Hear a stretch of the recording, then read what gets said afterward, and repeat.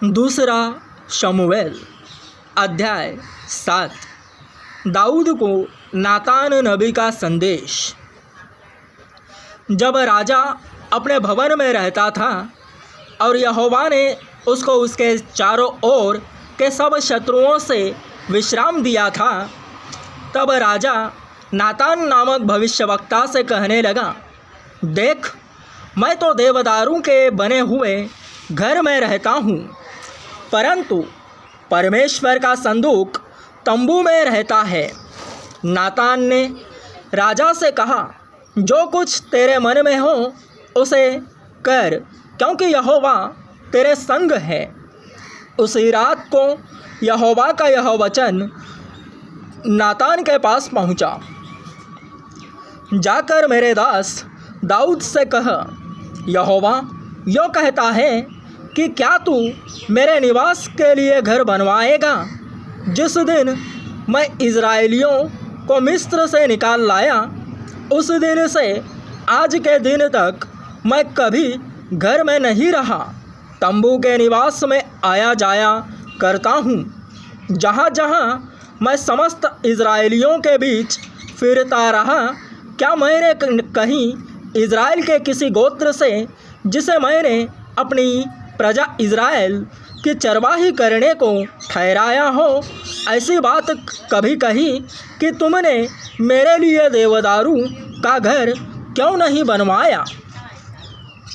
इसलिए अब तू मेरे दास दाऊद से ऐसा कह, सेनाओं का यहोवा यूँ कहता है कि मैंने तो तुझे भेड़शाला से और भेड़ बकरियों के पीछे पीछे फिरने से इस मनसा से बुला लिया कि तू मेरी प्रजा इज़राइल का प्रधान हो जाए, और जहाँ कहीं तू जाया आया करे, वहाँ वहाँ मैं तेरे संग रहा और तेरे समस्त शत्रुओं का तेरे सामने से नाश किया है।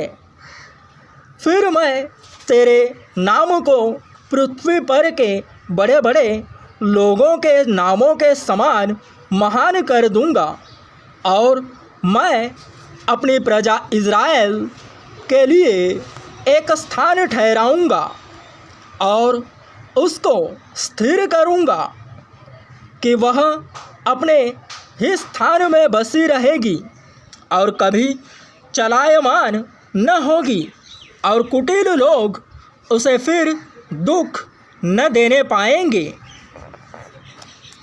जैसा कि वे पहले करते थे।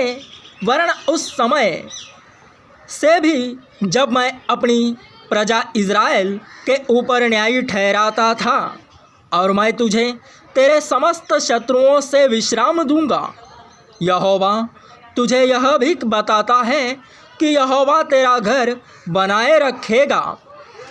जब तेरी आयु पूरी हो जाएगी और तू अपने पुरखाओं के संग सो जाएगा, तब मैं तेरे निज वंश को तेरे पीछे खड़ा करके उसके राज्य को स्थिर करूँगा।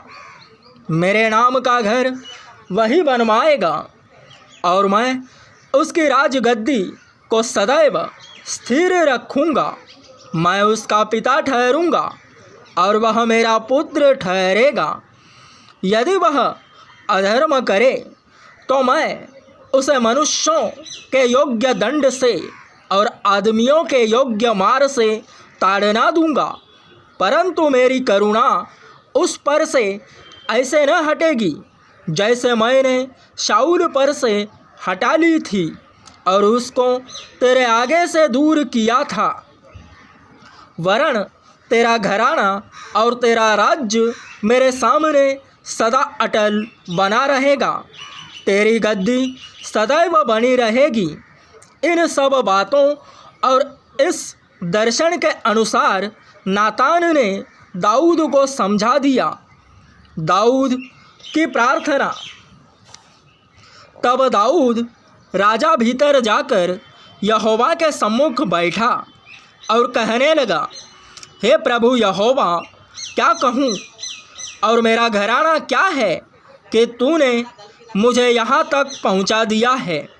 तो भी हे प्रभु यहोवा, यह तेरी दृष्टि में छोटी सी बात हुई, क्योंकि तूने अपने दास के घराने के विषय आगे के बहुत दिनों तक की चर्चा की है।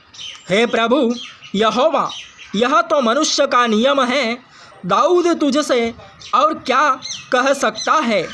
हे प्रभु यहोवा, तू तो अपने दास को जानता है। तूने अपने वचन के निमित्त और अपने ही मन के अनुसार यह सब बड़ा काम किया है कि तेरा दास उसको जान ले। इस कारण हे यहोवा परमेश्वर, तू महान है, क्योंकि जो कुछ हमने अपने कानों से सुना है उसके अनुसार तेरे तुल्य कोई नहीं, और न तुझे छोड़ और कोई परमेश्वर है। फिर तेरी प्रजा इज़राइल के भी तुल्य कौन है? वह तो पृथ्वी भर में एक ही जाति है जिसे परमेश्वर ने जाकर अपनी निज प्रजा करने को छुड़ाया, इसलिए कि वह अपना नाम करे और तुम्हारे लिए बड़े बड़े काम करे। और तू अपनी प्रजा के सामने, जिसे तूने मिस्री आदि जाति जाति के लोगों और उनके देवताओं से छुड़ा लिया, अपने देश के लिए भयानक काम करे। और तूने अपनी प्रजा इज़राइल को अपनी सदा की वाचा होने के लिए ठहराया।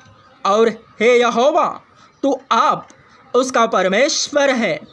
अब हे यहोवा परमेश्वर, तूने जो वचन अपने दास के और उसके घराने के विषय दिया है उसे सदा के लिए स्थिर कर, और अपने कहने के अनुसार ही कर। और यह कर कि लोग तेरे नाम की महिमा सदा किया करे कि सेनाओं का यहोवा इज़राइल के ऊपर परमेश्वर है। और तेरे दास दाऊद का घराना तेरे सामने अटल रहे, क्योंकि हे सेनाओं के यहोवा, हे इज़राइल के परमेश्वर, तूने यह कहकर अपने दास पर प्रकट किया है कि मैं तेरा घर बनाए रखूँगा।